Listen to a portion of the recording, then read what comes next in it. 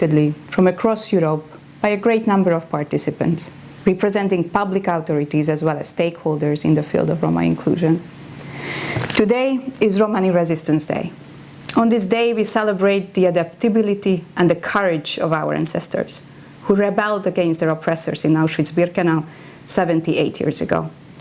And we salute their memory with pride. Our event this afternoon will showcase the winners in the special category for Roma inclusion of the European Capitals of Inclusion and Diversity Award, and provide a platform to raise awareness about the Romani language. This event is publicly web streamed, and you can connect via Romani Week 2022.roma/voices.eu. During our conference, simultaneous translation is available in Romani. Our first panel will focus on fostering Roma equality and inclusion at the local and regional level. And after the break, we'll continue with the second panel, Ways Forward in Promoting the Standardization, Teaching and Use of Romani Language. To officially open our event today, I would like to give the floor to Madam Helena Dalli, the European Commissioner for Equality. Dear honourable members of the European Parliament, dear distinguished speakers and participants, dear friends. In times of crisis, minorities in general and Roma in particular are always among the hardest hit. We have witnessed this acutely during the COVID-19 health pandemic, and as Russia wages war against Ukraine, driving hundreds of thousands of Ukrainian residents away from their homes, many Roma are seeking refuge in the EU too. Solidarity and concrete support from all of us is vital to address the urgent needs faced by Ukrainian Roma refugees. EU member states should implement all the measures under their newly adopted national Roma strategic frameworks, and they should ensure that mainstream services and targeted support is available to all Roma, including those fleeing the war against Ukraine. The Commission will continue to support Member States in this challenging period and ensure that funds are rapidly available. In parallel, it remains important to combat anti-Gypsyism and anti-Roma stereotypes. To do this, we have to build a culture of support and inclusion and recognize the contribution of Roma people to our societies and to our common cultural heritage. The Romani language, which we are celebrating today, is a core element of Roma identity and part of the diversity of our common European cultural heritage. Inclusion is a two-way process in which the different sides need to reach out to the other. This is why our EU Roma strategic framework targets not only Roma people, but society as a whole. We need to promote awareness of Roma culture, language and history among all Europeans, regardless of their national and ethnic background, to reduce prejudice and anti-Gypsyism. Yes, this is a job for national governments as well as for local and regional authorities, working with civil society and Roma communities directly. This year, the Commission is launching the first awards for European Capitals of Inclusion and Diversity. The aim is to showcase the best Europe has to offer and share best practices. There is a special category for Roma inclusion, and I am glad to report that 24 towns and cities across Europe applied.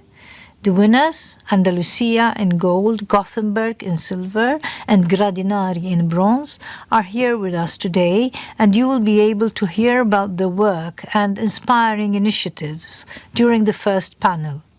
In our second panel, we will be exploring how to promote the standardization of the Romani language, including teaching and use, as well as how to strengthen its role in the media, politics, research, and education. Nice to Menge. Thank you very much for your attention.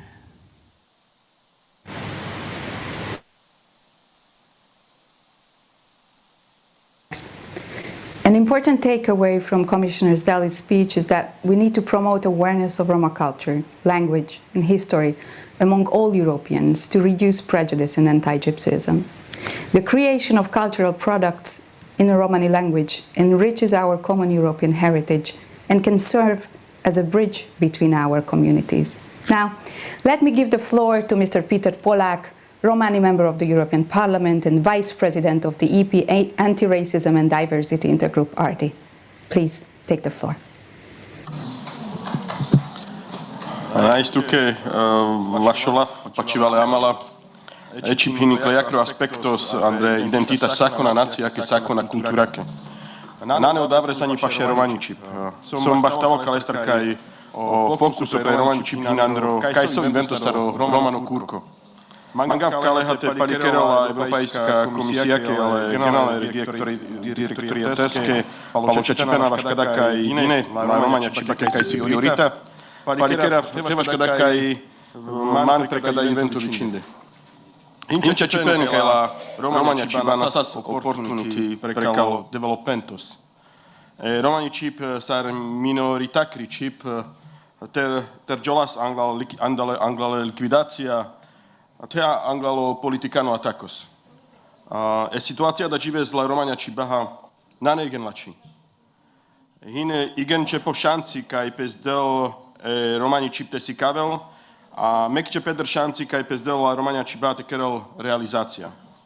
Nek buter lahava kereno Romane familii save jiven andro Romane gava čip peske Roma garuven sar koda solendinias edai te odat Hine prečip savore Roma barikane.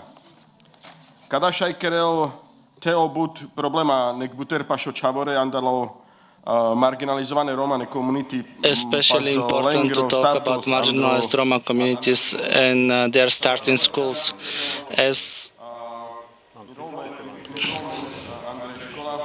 As children are enrolled in school, they are speaking in Romanes. They don't know how to answer to the questions given by the teacher, as it is another language for them, for example, in Slovak. The Slovakian educational system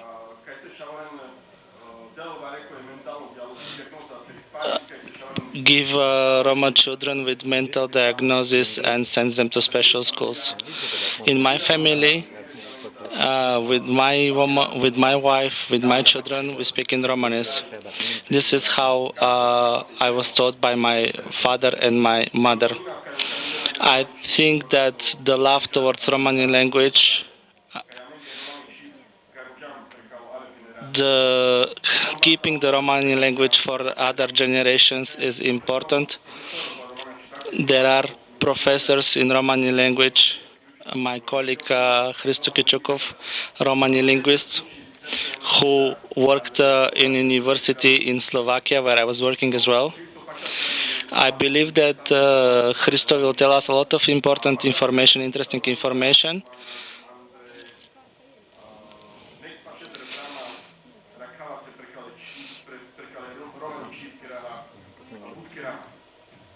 I believe that we can do much more for the Romani language. I wish you a good day and to be lucky and healthy. Thank you.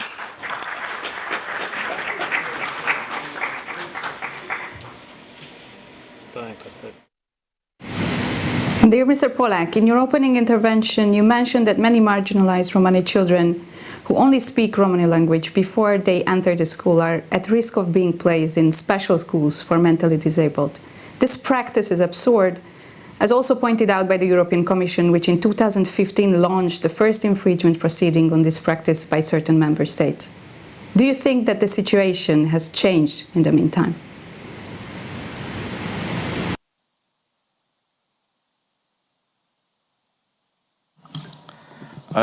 Segregația în Europa le romane čavarenca hin bari. A ne sako tem kaj živeno Roma si baro problemos le čavarenca sar kerenu startosane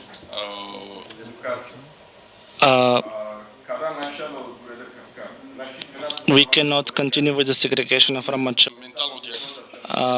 We cannot give a mental diagnosis for children who do not know how to speak non-Romani language. Sending children to special schools and giving them mental diagnosis, Roma children are not special. They don't have difficulties. These are normal kids, like all the other kids who simply do not know to speak the majority language. They should be going to normal schools. and we need to do a lot of job for that Roma children are given chance and are given advantage to realize their dream, that Roma children are not staying behind, that psychologists tell Roma children that they're crazy, that they don't, because they don't speak non-Romani language. This is not true. Roma children are normal children. They just don't know to answer whatever is asked from them in the non-Romani language. Thank you very much, Mr. Pollack, for your contribution. Let me give the floor to Mr. Kairat Aprakmanov, OSCE High Commissioner on National Minorities, to deliver his opening remarks. Excellencies, ladies and gentlemen, it is my great pleasure to take part in an event such as this, which is dedicated to promoting positive narratives and raising awareness about the Romani language. This event is a testament to the EU's commitment to support such activities that also promote strong Roma role models. It also speaks to the EU's enthusiasm to raise awareness about Roma history and culture, and to reinforce cooperation with a view to strengthening the role of the Romani language and its practical use in different domains. As the OSCE High Commission on National Minorities, I recognize and support the need for fostering Roma equality and inclusion at both the regional and local level, as well as the necessity to stimulate positive narratives that respect diversity and promote inclusion.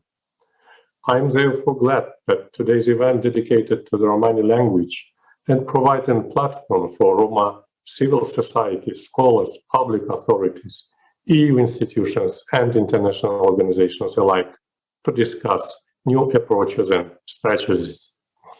I believe it is vital to recognize the work of activists and civil society actors at the grassroots level and to give them access to a wider audience and the chance to amplify their voice. In this regard, last year, my institution recognized with the Max van der Stoel Award an organization that is making a profound difference within the Irish Roma and Traveller community, Pavi Point Travel and Roma Center. An award is named after the first High Commission on National Minorities, the distinguished Dutch statesman. This award rewards entities for championing the rights of national minorities.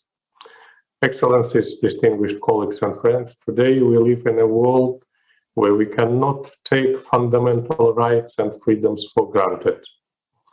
At times, these are even being instrumentalized, politicized, and weaponized. One of the most divisive discourses today has to do with language. To this end, the preservation and promotion of language is critical for the survival of a nation. Ahmet Baytursunlu, a prominent Kazakh statesman and scholar, who is also known as the teacher of the nation, and whose 150th anniversary in 2023 will be marked within the framework of UNESCO's list of anniversaries, said something which sounds so loud today. I offer you these wise words in translation from my native language. Language is the most powerful factor in the preservation of a nation, and also could bring a nation to peril. A nation that loses its words will be no more. End of quotation. Indeed, language is vital for the preservation and prosperity of a nation and its diverse communities. One way in which language is preserved and promoted is through education.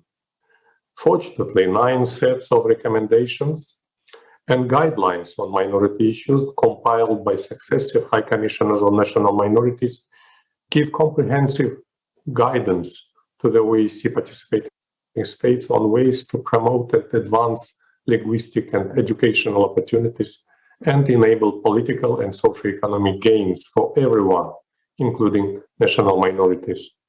For instance, the Oslo recommendations regarding the linguistic rights of national minorities states that language is one of the most fundamental components of human identity. Hence, respect for a person's dignity is intimately connected with respect for the person's identity and consequently for the person's language. Another set of recommendations, called the Hague Recommendations regarding the education rights of national minorities, gives useful practical guidance to the OEC participating states on how best to ensure the education rights of national minorities within their borders. Drawing on 30 years of experience of successive High Commission on National Minorities, it is my view that lasting peace, stability, security, and prosperity can only be achieved in societies that promote integration of society while respecting diversity. Therefore, maintaining a delicate balance between the national language and one or more shared languages as a common basis for the successful integration and functioning of a society is essential. Moreover, safeguarding and promoting linguistic diversity, including by protecting the linguistic rights of minorities such as the Roma, in efforts to increase social cohesion and peaceful interethnic relations, is essential to maintaining security and stability in the OEC region and beyond. I thank you for an opportunity to address such an important forum. It was very important, as you put it, that lasting peace and security can only reach societies that promote integration of minorities while respecting diversity, including the linguistic diversity of its citizens. Now you will be listening to the Romani anthem performed by Rodica Tudor.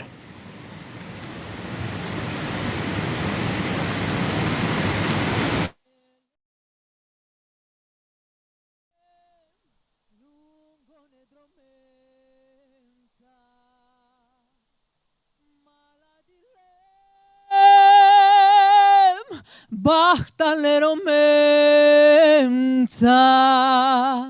ai romalen, katartu me aven, et zahrenza, bokhale chavenza, ai romalen.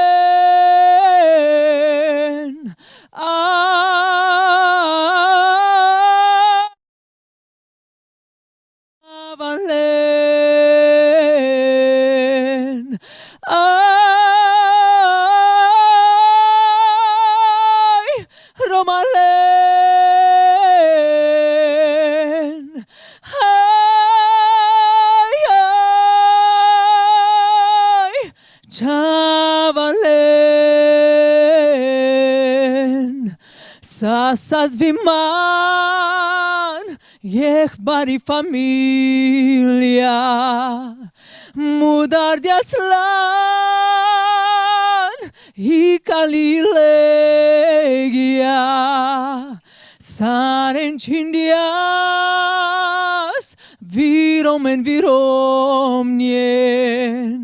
mashkarlende, Vitigne chavore, ai, romalen, ai, chavalen, ai, romalen.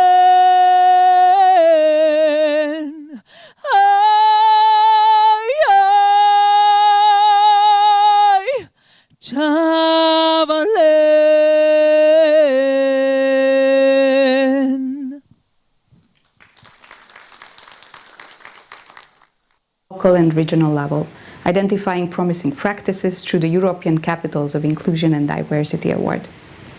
The Special Award for Roma Inclusion of the European Capitals of Inclusion and Diversity showcases positive examples of Roma equality and inclusion at the local and regional levels. The award also encourages cooperation between Roma civic society, regional and local authorities in jointly promoting diversity and inclusion. As Commissioner Dalli said, We need to step up our joint efforts to combat anti-Gypsyism. Recognizing the contribution of Roma people to our societies and to our common cultural heritage should be a priority. Highlighting the efforts of the 24 towns, regions and cities across Europe that have applied for this year's award, let me introduce you to the 2 winning projects and the local and regional authorities behind them. Please welcome the winners of the European Capitals of Inclusion and Diversity Award. Francisco José Vidal Mazo, Director General of Social Services, Ministry of Equality, Social Policies and Reconciliation, Junta de Andalucía, Spain, winner of the European Capitals of Inclusion and Diversity Award. Comprehensive actions carried out by the Junta de Andalucía in favor of the Roma community in Andalusia and framed in a comprehensive plan for the inclusion of the Roma community of Andalusia. The plan presents a series of measures that place Andalusia at the forefront of inclusion policies for the Roma population in Spain. Their plan is far-reaching and action-oriented, focusing on contemporary needs. It takes into account gender equality, gender violence, social services, culture, communication, equal treatment, and non-discrimination. Our second recipient is Maria Vojvodnova, City Councillor of Göteborg, Sweden, winner of the European Capitals of Inclusion and Diversity Award. Göteborg's strategic commitment is demonstrated by its comprehensive policy infrastructure that mainstreams a norm-conscious approach. Göteborg took to heart the ambition enriched within the legislation by not only promoting inclusion, but also mainstreaming inclusivity across the city's agencies. The city's policy framework is strategically geared towards meeting the needs and the complexities of their heterogeneous city. They have established an overarching interagency policy framework which cements their commitment to ensure that Göteborg remains open to the world while providing equal opportunity for a good life. By tackling inclusion from a norm-critical and intersectional perspective, they apply a holistic and integrated approach to diversity and inclusion. This not only addresses discrimination faced by individuals, but the structures which causes them. Let me introduce you the 2 of the respected jury members representing in this panel today who choose the best project. Mr. László Ulicska, National Roma Contact Point for Hungary, jury member of the European Capitals of Inclusion and Diversity Award, and Gabriela Hrabanova, Executive Director of the European Roma Grassroots Organization, now work a jury member of the European Capitals of Inclusion and Diversity Award.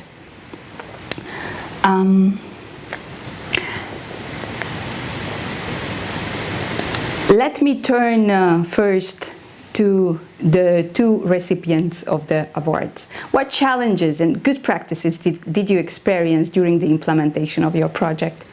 And how can municipalities and regions handle new challenges? How can you bring different stakeholders to the same table? Thank you.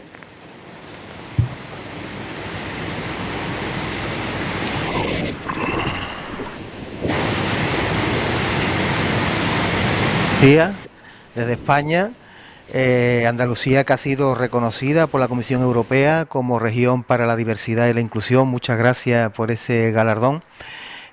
Muchas gracias también, Catalín, por darnos la oportunidad de compartir pues, con todas las personas que están ahí presentes y también que están viendo el evento online, pues la política que venimos desarrollando desde hace mucho tiempo en Andalucía. No sé si en esta primera ronda qué tiempo disponemos, Catalín, porque si vamos a intervenir luego o hacemos una exposición del trabajo desarrollado durante todo este tiempo. So you have around 3 to 5 minutes.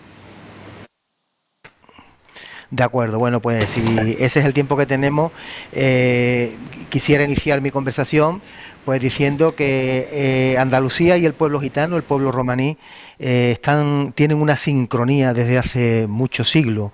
Fijaros que en Andalucía, en el siglo XV, ya estaban los primeros habitantes de que venían a Andalucía a asentarse aquí, y hay una tal unión entre la población gitana y la población andaluza que en todo el mundo es conocido Andalucía por aspectos culturales compartidos con el pueblo gitano.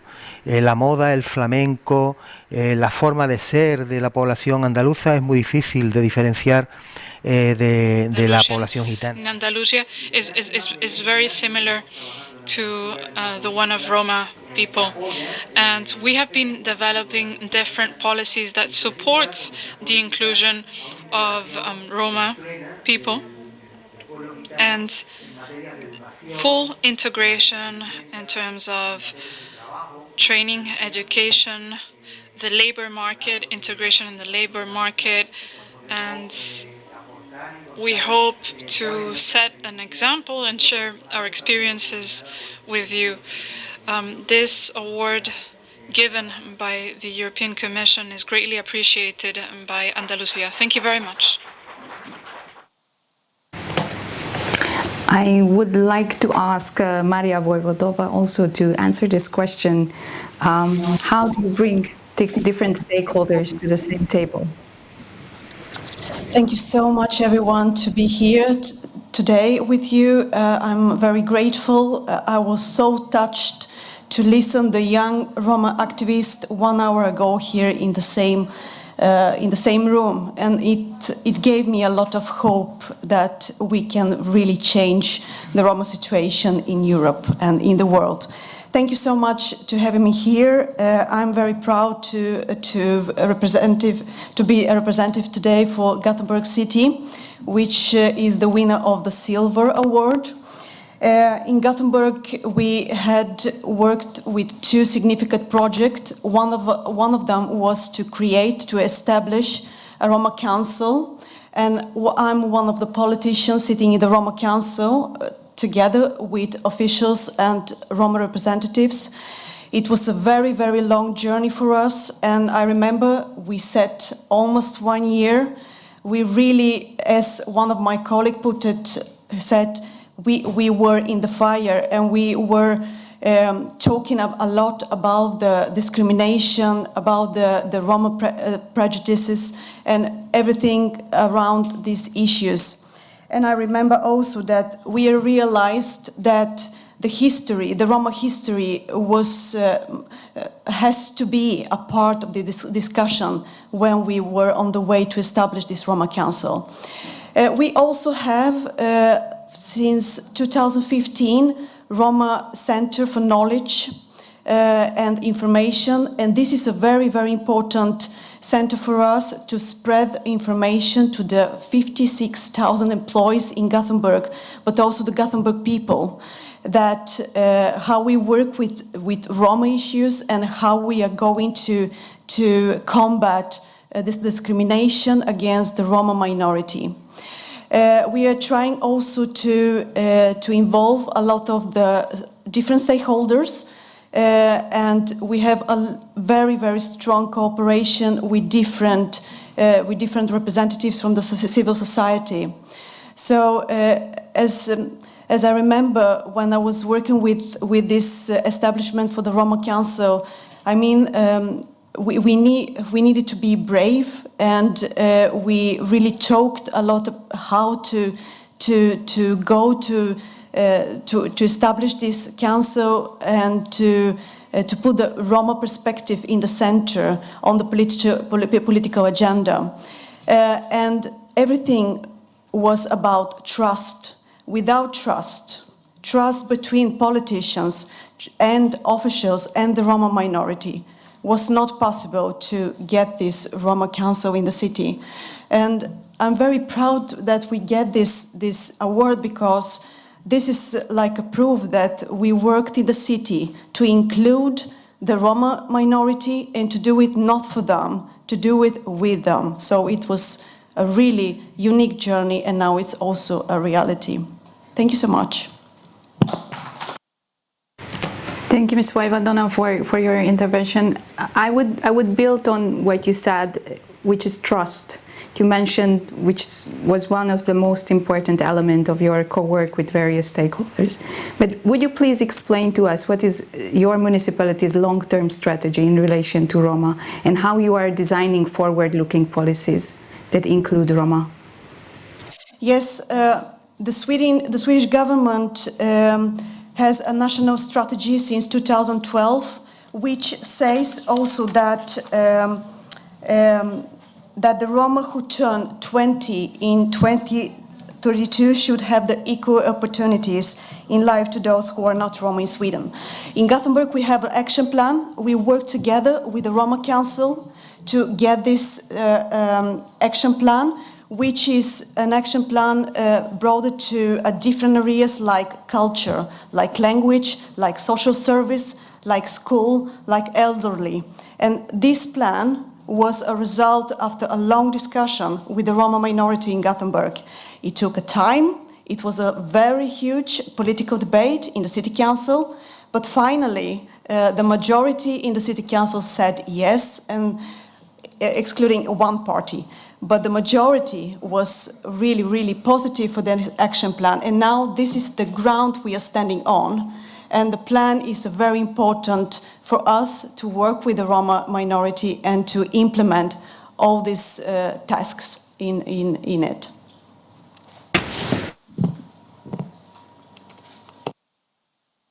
We'll be opening up a little and turning it to the jury members and ask you, please explain how a project gets selected for the European Capitals of Inclusion Award and what are the main priorities of the jury. What makes the selected project the best? So thank you, Katalin. I will take this question, though I was not on the selection on the jury for the Roma awards for the Roma cities. I was at the one that was going for the diversity and inclusion in general. The process it's very the same. I think that for us, first of all, I think the most important was actually to make an outreach. So to make sure that this information about the award is reaching out to the cities. And for this, we, as always, we say that we need those who are kind of participating on making these strategies. We also need those organizations to also share the information. So we also depended a lot on the civil society, on Roma organizations to actually make sure that they would share this information with the cities that they are engaged in. Then there was the application itself, and then there was a selection process. So those who were going through the formalities, they were they were practically selected to go for the assessment. For the diversity and inclusion jury, there were like two categories. So the first one was the cities above 50,000. We were assessing together 51 applications. The one for the below 50,000, we were assessing 28 applications. And for the Roma award, they were actually assessed 8 applications, but I think about 24 actually applied. So why we assessed only those few? Because some didn't go through those formalities, and some also get some points below. So there was an organization hired to make the pre-assessment, so that as jury we actually don't need to read all those 100 applications together. So only those kind of pre-selected got to us. And we were looking on several criteria. But I think that also what I might say, that was actually very nice how the jury was compiled.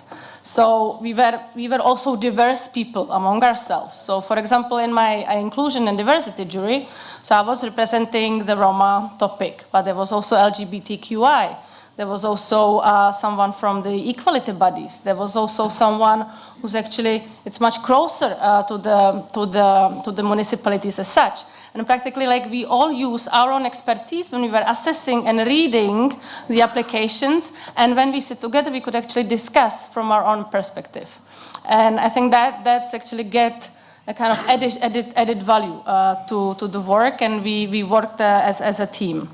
But of course, if you look at the scope of the initiatives, so if they were kind of short-term projects or kind of a long-term initiatives, if there was an ownership and commitment by the local government, what was the impact we looked at. Also, if the people were in my case, it was people exposed to the discrimination, or in the case of the Roma award, if the Roma were engaged in the whole participation and in the work of the municipality. So yeah, so that's how we actually were working, and then we sit together. We were giving the points, and at the end, you see the result today. Thank you very much, Gabriela. I would turn now to Mr. Laszlo Ulicska. How do you foresee the long-term expected impact of the award, where the jury would see promising practices that could be transferred to other local or regional authorities? Thank you very much. We were the jury who were dealing with these 8 applicants, among whom were huge regions like Andalusia, and were small settlements from Romania, for example. So we were working with a huge bulk of settlements which were very differentiated. They had a lot of variation in them, so it was not too easy to compare them. But what was comparable in this set of applications was the strategic background of this call, because the call was based on the European framework strategy, and it was a very challenging and honoring task to read all the applications and see the European framework strategy in working. What we can see in reading these applications is that the framework, the ideas of the framework, the main intervention areas of the framework are working. The cities, the settlements, the regions are able to tell about their Roma policies in that framework, and they are able to formulate such kind of strategies which are sustainable. And the best applicants were the applicants who incorporated these strategic ideas into the daily work of their administrative structure. I don't want to say the names of the applicants, but the best ones, even the both who are with us now, were the best in that sense that they incorporated the Roma inclusion issues into the systematic work of the institutions, the systematic work of their public or social policy or cultural policy or education, health policy, etc. So this mainstreaming is the guarantee, I guess, of the sustainability of these plans and of this project, not projects but policies. That's very important. That what we can see in these applications, these are policies based on the European framework strategy. That's the guarantee for the sustainability. Thank you. Mr. Ulicska, for your intervention. And let me now open up a little bit and bring into this discussion both the recipients of the award and the jury, and ask you, how do you see the overall role of local regional authorities in promoting Roma equality and inclusion? And you should obviously come and speak from your own experience, and maybe we can start with Francisco. Thank you.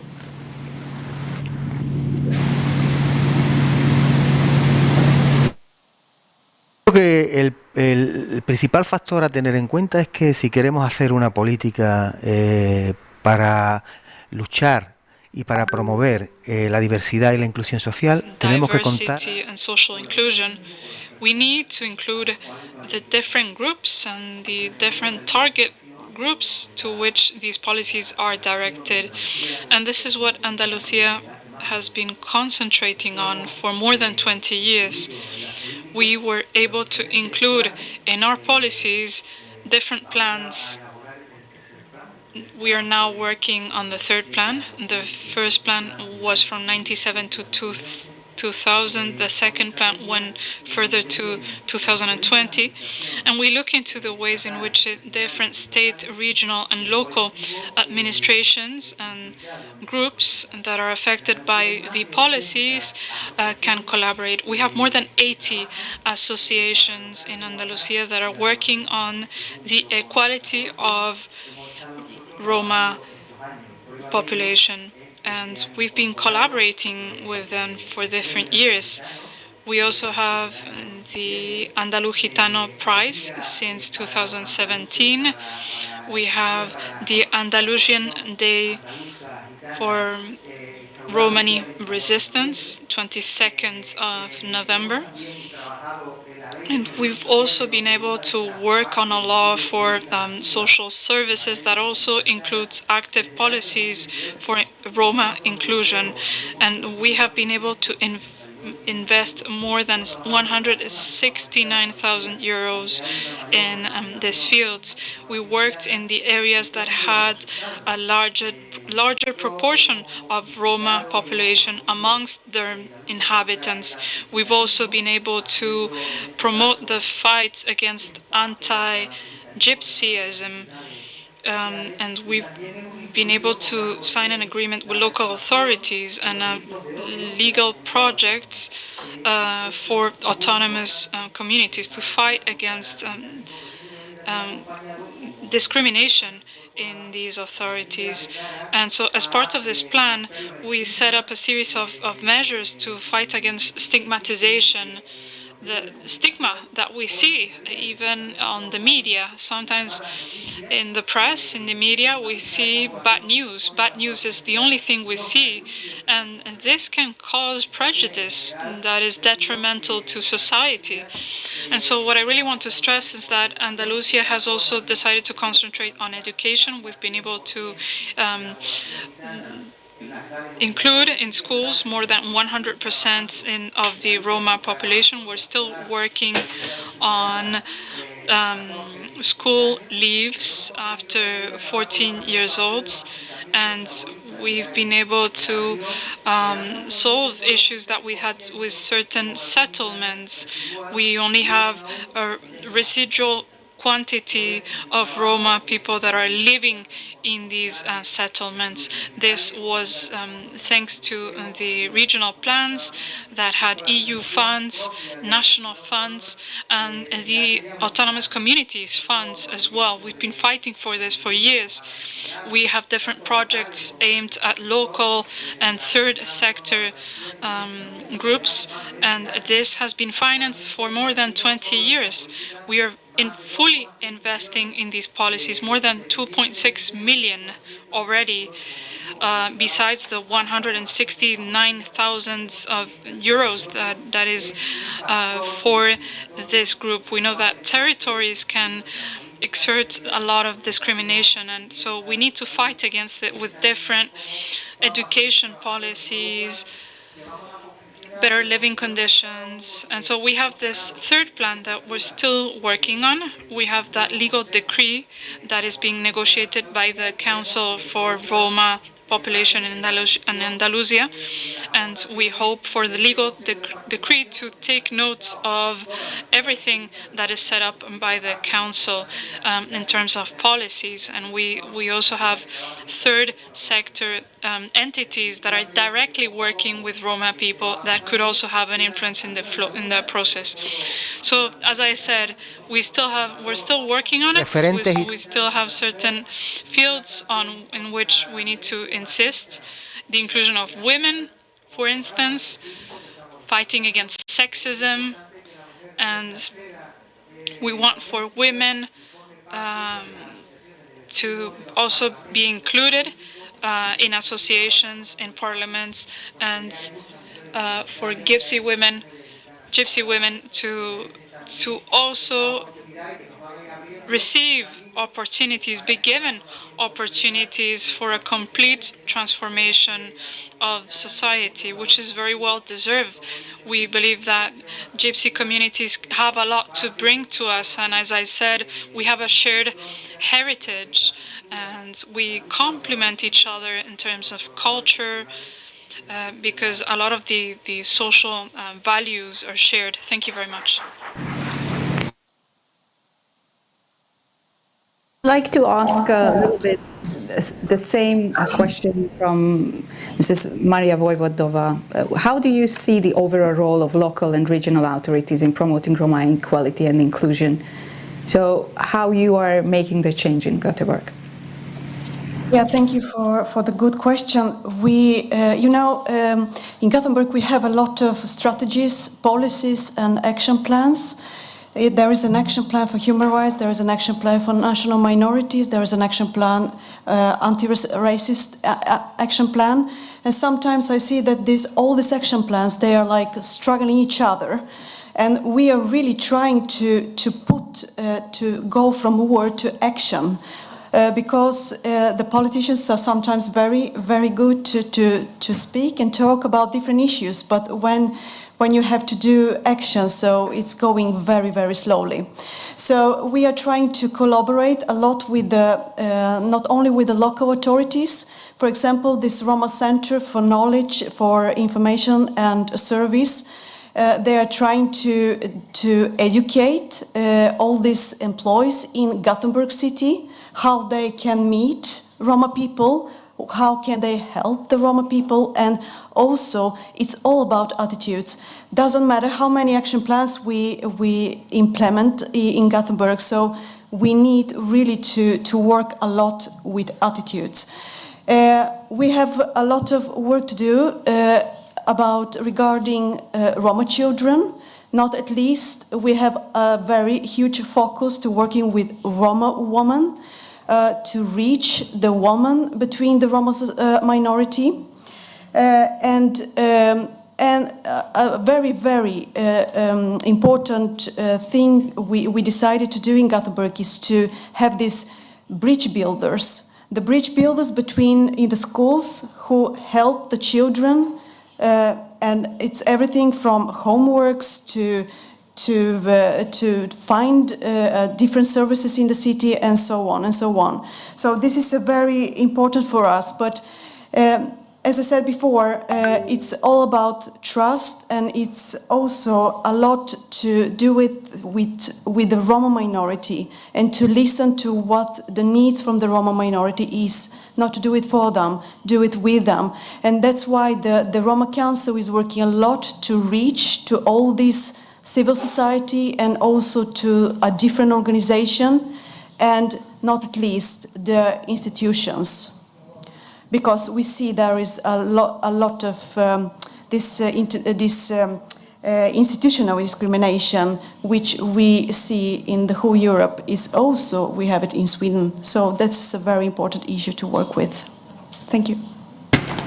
Thank you very much, Mrs. Voivodovna, for your intervention and remarks. Now I would turn to the members of the jury again, and though you have a different perspective, I would like to ask you to answer how you make Roma participation and inclusion a priority, as you see Gabriela from her civic society point of view and Mr. Ulic as a contact point. I think it's still relevant as a question. It's a political engagement also, how to formalize those engagements. Okay. Thank you for this question. So maybe I would also say a little bit of background from where I'm coming. So I'm the director of the European Roma Grassroots Organization Network. So this network is actually based on the local engagement, on those kind of having Roma being engaged in the processes which are really targeting them. I mean, we do this work from the local level, national level, also on the EU level.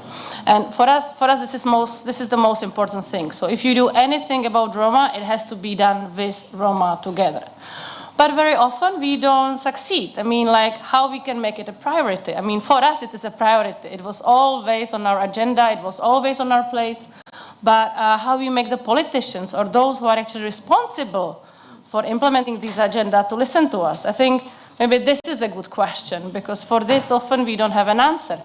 And we can try different strategies and scenarios. So first we start working ourselves. So we are engaging in small projects, we are investing in our capacities, we are making sure that we understand how the municipality and how the governments are working, so that we actually know into which processes we can tap, so where we can get engaged.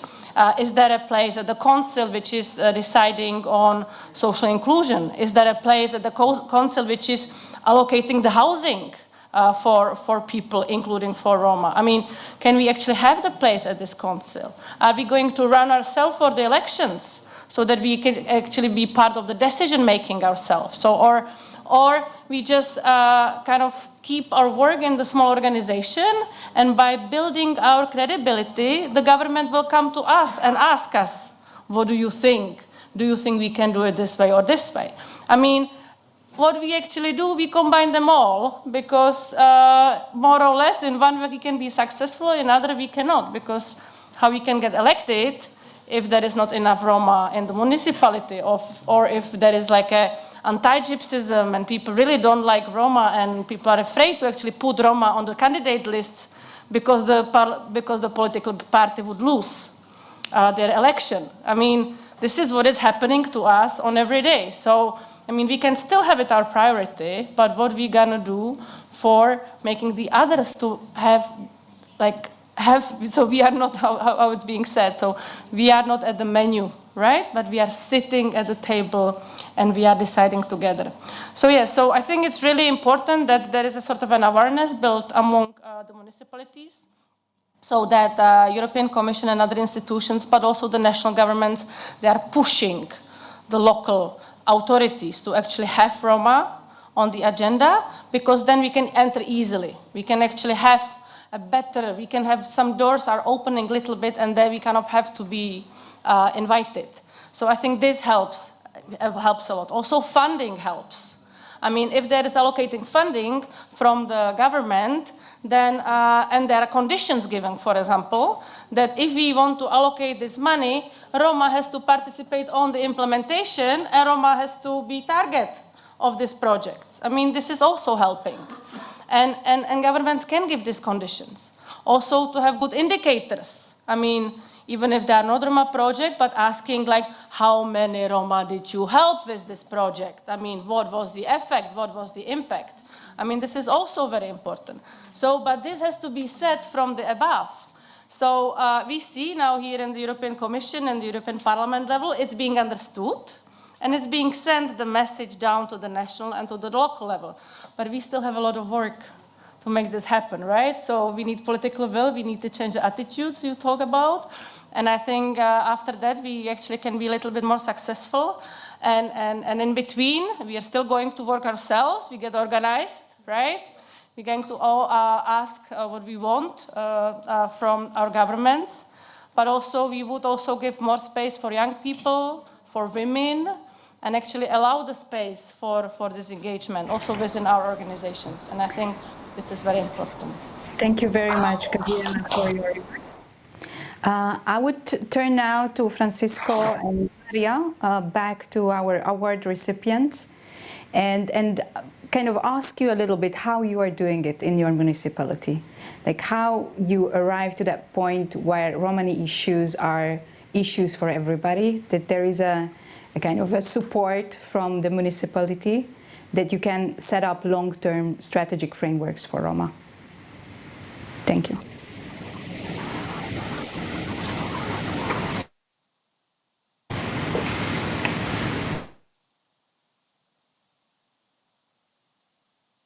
Europea a que inviertan en servicios sociales.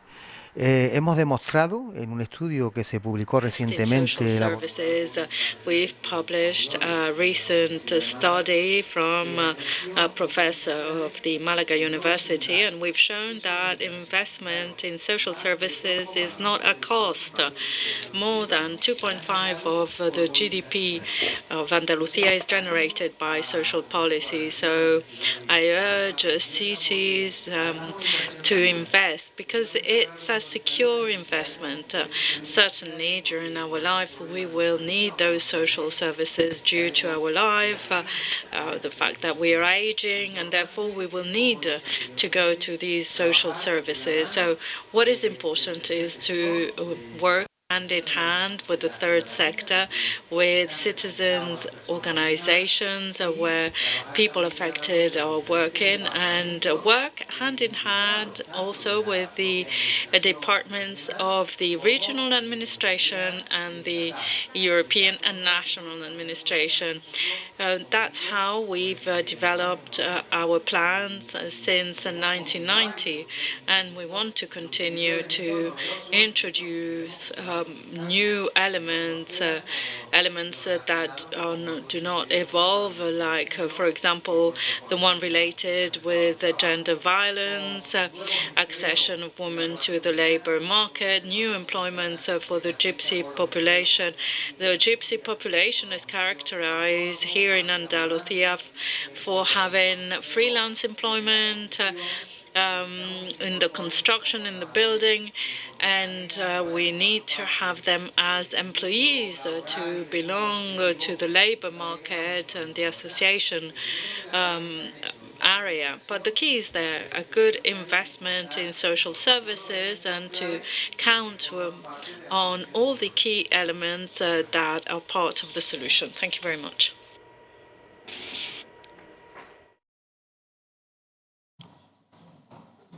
How you make Romani participation a priority in your municipality, and how you establish long-term structural policies that take into account the needs of Roma. I think that we need a lot of patience and a lot of courage. I know as a politician that it takes long time to change structures in the society. And I think that this long-term work we started in Gothenburg, we see the very positive results. And the most important for the city of Gothenburg is the education, something we really talk a lot about in the Roma Council in the city. The education, the housing for the Roma minority, the discrimination issues against the Roma minority, the school, not at least for the children, and even the school for the woman, for the elderly woman, Roma woman. We have this action plan. I think we need to work more with that. And sometimes, as a politician, I can see that a lot of my colleagues doesn't have the knowledge about the history for the Roma people. And sometimes we need to start there to talk about the awful, dark history, not at least Sweden has. So the discrimination issues, it's a very, very important question to talk about. And every time in the city council we have a lot of debate. You know, in Sweden we have 5 national minorities. Every time when Roma minority is on the political agenda, there is a very, very hot debate. And it's so important to talk about the equality for all the people, for the Roma people, that we all have the same equality. And this is a very huge issue for me as a politician, as a member for the Roma Council. But I'm really hopeful because, as I said before, the youth activists I've heard today here in this room gave me a lot of hope. We can change that together. Thank you, Mrs. Vojvodanova. This is a really promising remark. I would like to go back a little bit to Mr. Laszlo Ulicska and ask him about the 8th project, the 8th Roma applicant that has been shortlisted, to give us a little more detail about the process and the project applications themselves, so that we can have a little lesson from that, a little takeaway about those projects. Thank you.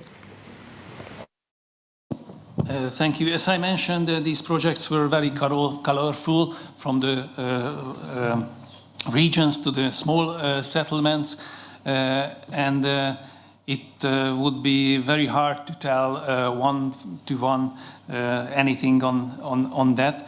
but the main features of these applications was, as I mentioned before, that they were policy-based approaches to Roma society, and every time were backed with the involvement of the Roma society.